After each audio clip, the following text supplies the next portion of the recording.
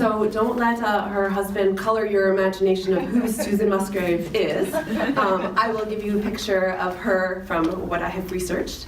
And you might have already heard of the many books she has written. She is a Canadian prolific writer. She's written over 30 books of poetry. 30 books, 15 books of poetry, and a medley of other genres, fiction, nonfiction, children's writing. She's been shortlisted for the Governor's General Award 4 times and won numerous awards. 2 other books that I'll show you that are at the library include Origami Dove, a book of her poetry, beautiful poems, and Musgrave Landing, which is a book on the writing life, both really interesting reads. But I'm here to tell you and present a fabulous book that she has written called A Taste of Haida Gwaii, and it's food gathering and feasting at the edge of the world. So this book was the winner of the 2016 BC Book Prize, Bill Duthie Bookseller's Choice Award, and I have all the reasons why it should win this award and many others. It's a brilliant book. So this book is a book about love of food and feasting and cooking, but it is the most unusual cookbook you have ever read. It is actually its own category in terms of cookbooks. It's also about, as the title implies, living on the edge of the world. So what it means to live secluded, somewhere very remote, where you are in a way forced to live off the land and forage and harvest and do all of these things because there might not be any other foods available for you at your local supermarket. And most importantly, how that brings people together. So my favorite part of this book was how this cookbook was actually peppered with incredible anecdotes and stories of the people who live on Haida Gwaii. So I'll be sharing a little extract from that in a moment. The kinds of recipes that you'll find, it is very eclectic. Again, there is the very simple how to make scrambled eggs on toast, tips how to cut an onion without crying, and how to shuck oysters without cutting your hand off, and recipes named after the famous guests that have stayed in her bed and breakfast, the Copper Beach House on Haida Gwaii. So she has the beets Margaret Atwood and the mussels Trudeau. So menu number 1, we have Dungeness crab with hibiscus flour, vinegar, and ginger. Classic sourdough bread, pan-fried salmon with beurre blanc. Sauté sea asparagus with sesame, roasted spiced carrots with pomegranate molasses.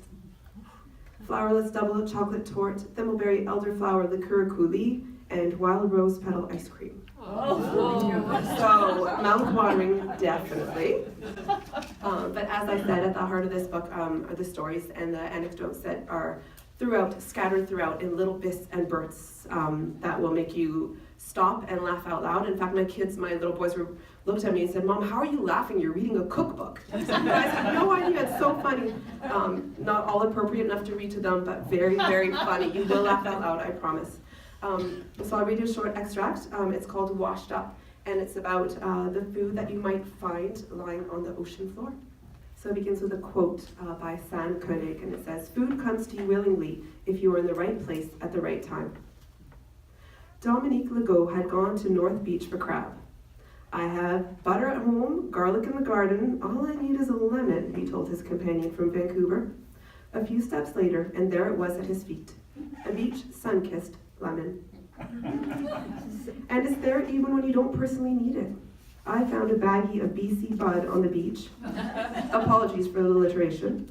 It was above the tide line, so technically not wash up, unless it had been deposited by a rogue wave. For the purpose of this book, it is wash up. I don't smoke pot, but I sold it to finance the publication of this book. And then in brackets, the brackets and the footnotes are awesome. I'm kidding, it's a test to see if my editor is actually reading the text or just being stunned by the photography. And then there's a footnote by the editor. Editor's note, so where's our cut?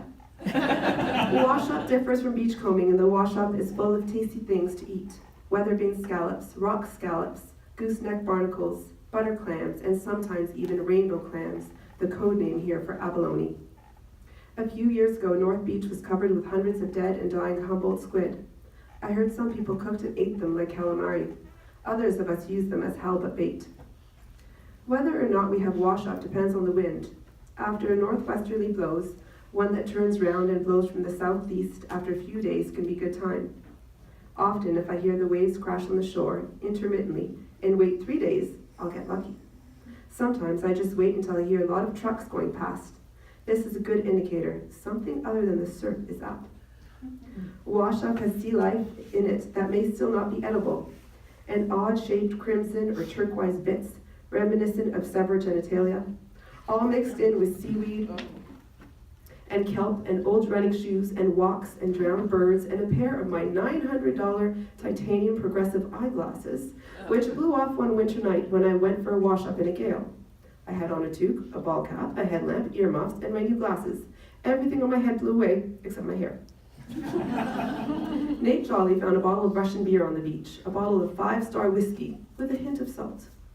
In the fresh produce department, most of us still reminisce about the great green banana wash-up of 2007, followed by the Dorito spill of 2009. Though I'm not sure if Doritos are a bona fide vegetable. And the ravens hopping around with Doritos in their beaks. It isn't uncommon to come across carrots, red onions, and broccoli on the tide line, thrown overboard by fishermen fed up with stir-fry, I assume. At TLC, his gas station in Masset, Kirk Thorgerson has a tome called The Book of Shame, featuring drivers who drove their vehicles out on the beach and got stuck. One, a trucker with some time on his hands, went for a drive in his semi, but found nowhere to turn around, so he headed onto the beach and bogged down.